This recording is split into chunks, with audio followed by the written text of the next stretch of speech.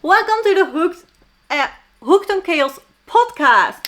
Today we're talking about one finished object, 2 current whips, and a fully new project. 2 of those are also Halloween themed. It is just time to get ready for the spooky season, isn't it? Finished object first.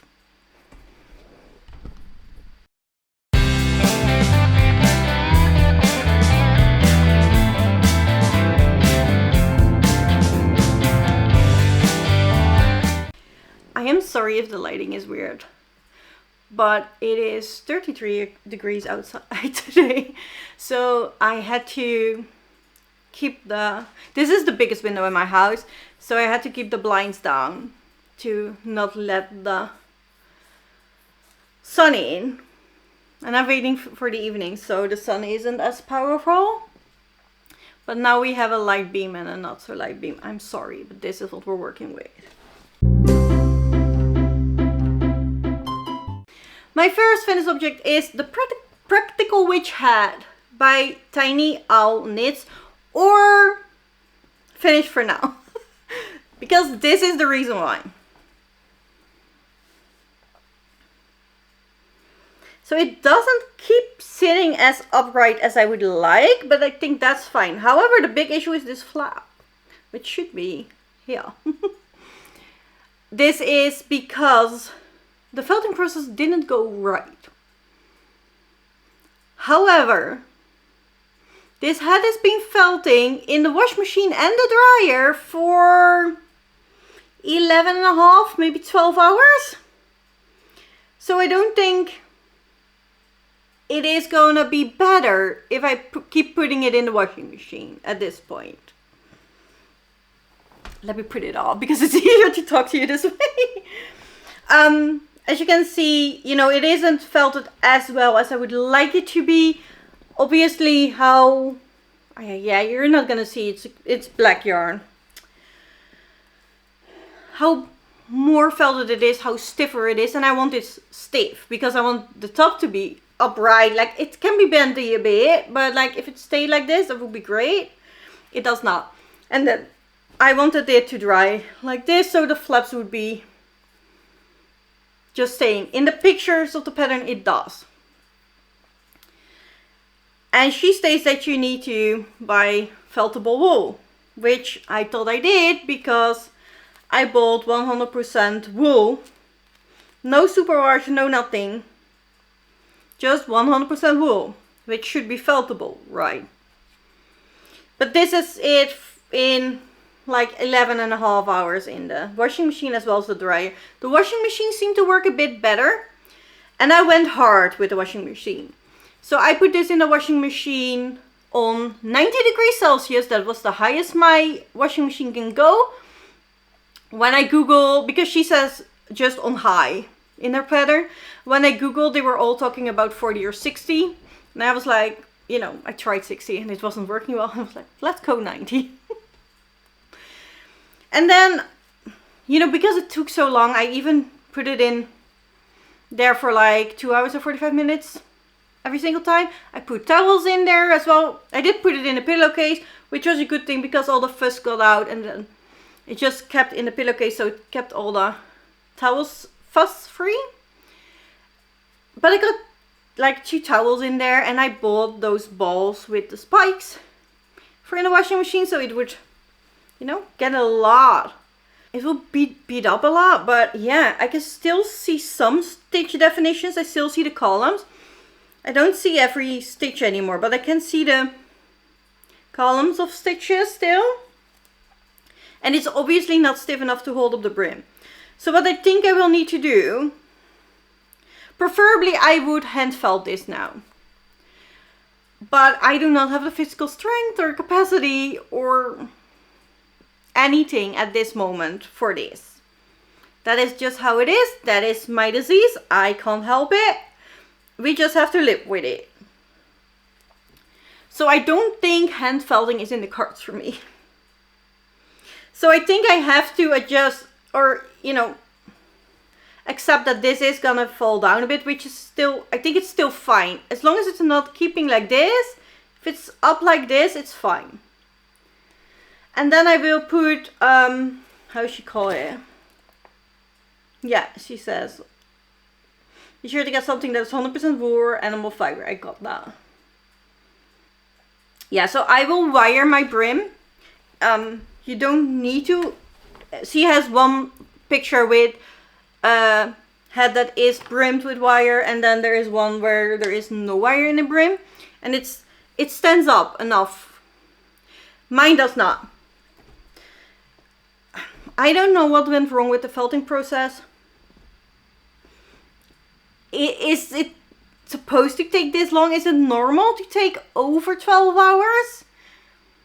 Or, you know, if you have any tips, let me know. Because I would prefer it to be more felted than this. But I cannot do it myself in very hot water with a brush. I do not have the physical ability to do that right now.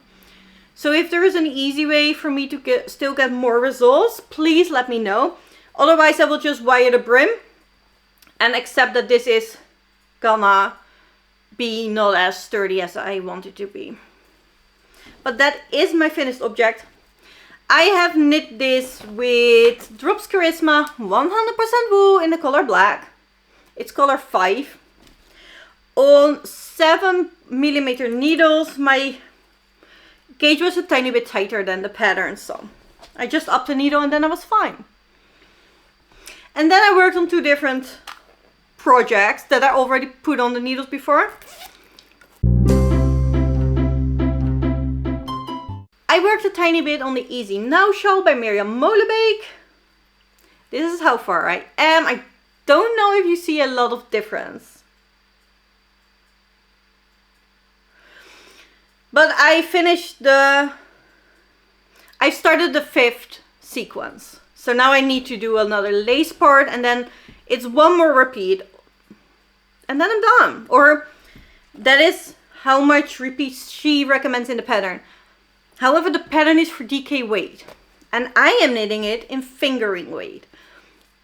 I absolutely love the drape of it.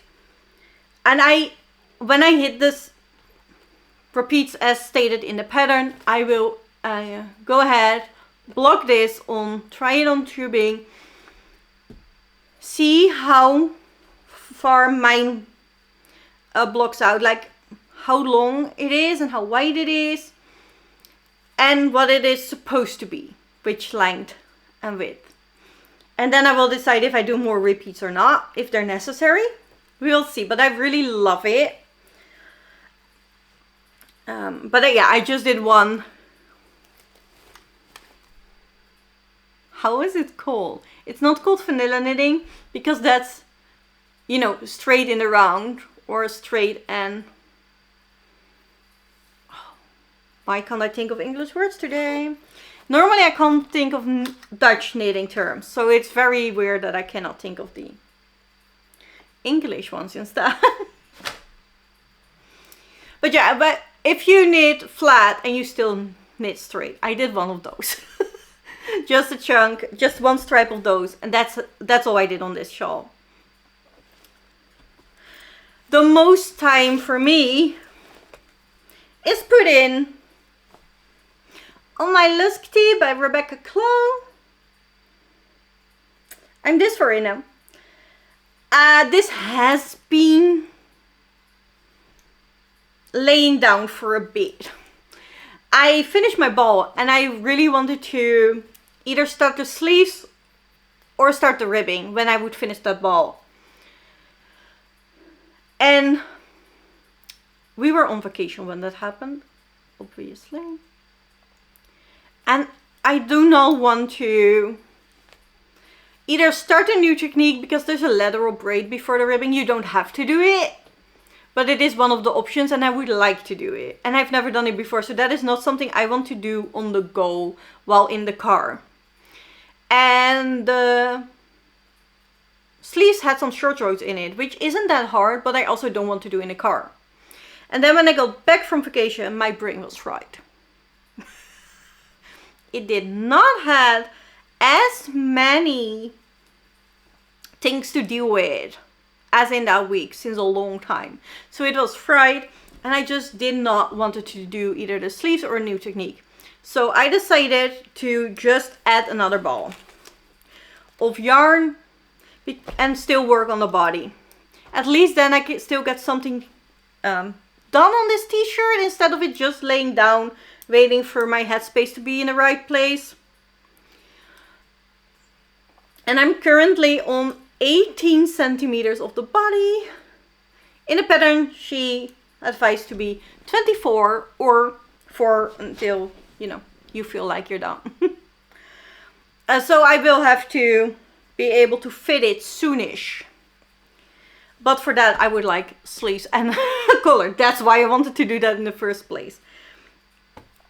So I think I will just knit another 6 centimeters and then, or if my headspace is open sooner, to a lateral braid, because I have to cut my yarn for that anyway, I figured.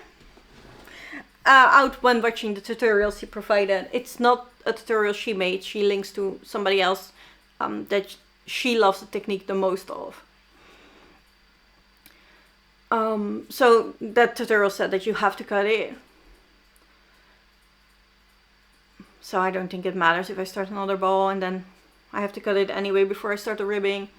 And I might just do that with another ball too, because I also really didn't want to put this on try-on tubing and the whole hustle. So I think I just start the neckline with a new ball and put another set of needles on there, especially since that is smaller needles anyway, so I don't even need to change the tips, which I can. It's an interchangeable set, but so this is going well. And now it is super hot again outside. I am definitely more motivated to finish the tee now. The same goes for the Piper pocket dress. I didn't brought it with me because nothing changed. All I need to do is the pockets. And that is still what I need to do. I looked through the description, you know, the instructions of the pockets. Didn't get it. That happens sometimes to me. Then I just need to take it word by word and do exactly what the pattern stated. And then when I'm doing it, I will get it. And we were going on vacation, so I didn't want to do that. And then again, my brain was fried, so I didn't want to do that. But now it's 33 degrees outside again. I want my dress. So I'm now more motivated to make the pockets. What I have been doing when I did not want to do sleeves, collars, or pockets is either the So Easy Now shawl, but I also started a new project. I have started the Haunted Videotape blanket by Old Knots. It's a 100 day to Halloween crochet-along. And their blanket is red, white, and black. They have red squares with a videotape on it, and they have black squares with a ghosty on it. I will make the black squares with a ghosty on it. So this is my first black square. But instead of the red squares, I am using all different kind of Halloween colors, like this. And this. So I will not be making, and I don't really watch a lot of video or movies anyway, so I won't be making the videotape appliques. Those squares are just gonna be plain and colorful. The other thing I did is, because I wanted to make this blanket to use up my Halloween sock scraps, sock yarn scraps. So my blanket is made in fingering weight. Their blanket is made in worsted weight. Which is kind of a big difference. Which is fine because it's a blanket. And I did cohere to all stitch counts. So my squares are just smaller than their squares. But they have the same stitch count, so I can just make the ghost appliques with white sock yarn. And they're gonna fit on my square. Because I did adhere to this stitch count. So if you're looking to make that blanket, it is a very easy modification if you have leftover yarn in a different weight. I think their blanket is like bed size. Mine is gonna be couch blanket. So I will be making 4 squares instead of the 3 squares that they have. And I will make 2 colored ones and 2 black ones for the rows with the squares. Then it's wide enough to be a couch blanket, and that's what it's gonna be. I just see myself vlogging for Halloween with a cute blanket on the couch. Or me under the cute blanket, most likely. So that is the plan. Currently it's week 3. And we're supposed to make the 3rd square. So technically I am done. I have done the things they have asked for. However, because I want 4 squares in a row, I am working on my 4th square, which is going to be a black one again. I am making this blanket out of Hobie Halloween sock yarn. Every sock yarn that I already made a pair of, but I also weighted it, so it is safe for me to start a square from the skeins that I haven't made a sock yet from, because then I can still make Halloween socks out of them. So these were from my green witchy socks, because I didn't get to the purple in that sock. But it is in my blanket and I love this color. I wish this was the socks, but the stripes were just too big. This is from the Dracula socks that I recently finished. And then the black yarn is also from Hobie, but it's the line with the long skeins that they have all year round. Is it Disco? I'm not sure. But it is all Hobie sock yarn. I am enjoying this blanket immensely. It is so easy to crochet. Altnots gives out a free tutorial every week if you need to do something new. If not, they just post a video by saying, hi, this is what we're doing this week. The tutorial is already out. Go check it out if you need it. But otherwise, you need to make a square. That's basically what has happened the past 3 weeks. So I feel like if you want in, you definitely can still go in.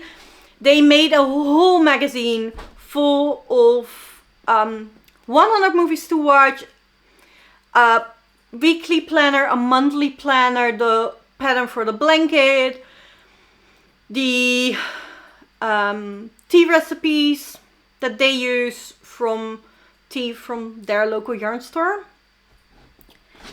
But if you do not have the funds, you can just look at their tutorials, because they're extremely clear and they specify every week what you have to do. They even pause the video so you can make screenshot of their planner. They're lovely. I'm just doing it that way and it is so much fun, so I would recommend. And that was the only new project. So kind of only worked on 4 projects this 2 weeks, which I think is better for me. The lower the number of projects I'm working on, the faster I see my work in it, the faster I see results, and that drives me. However, I do have acquisitions. I'm not gonna show you all because I've been on holiday and it has been too much. But I have bought one sweater quantity, and it's isager Highland wool, which is 100% wool. I got it in a cute yarn shop. I don't know exactly. They have a podcast. It's called In Het Wool Atelier.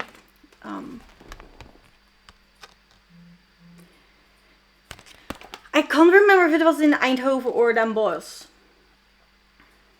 But it was super duper cute. It is basically, you walk into somebody's garage.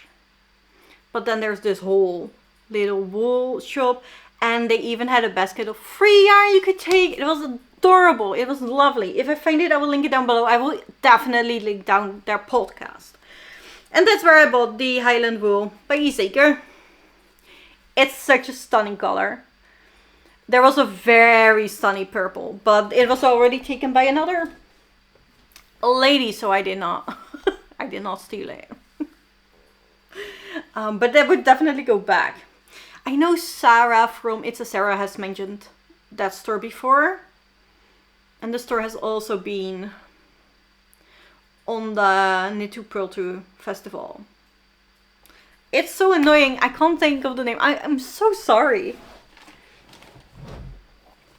The yarn is currently living in my Frankenstein bowl. I think he's just gonna be my yarn bowl now. Or, you know, project bowl maybe. Thank you so much for watching. I hope you enjoyed. As you can see, I'm a very new channel, so if you would like this video, if you did, and subscribe to see more from me, that would be extremely helpful. And I hope to see you in the next one. Bye!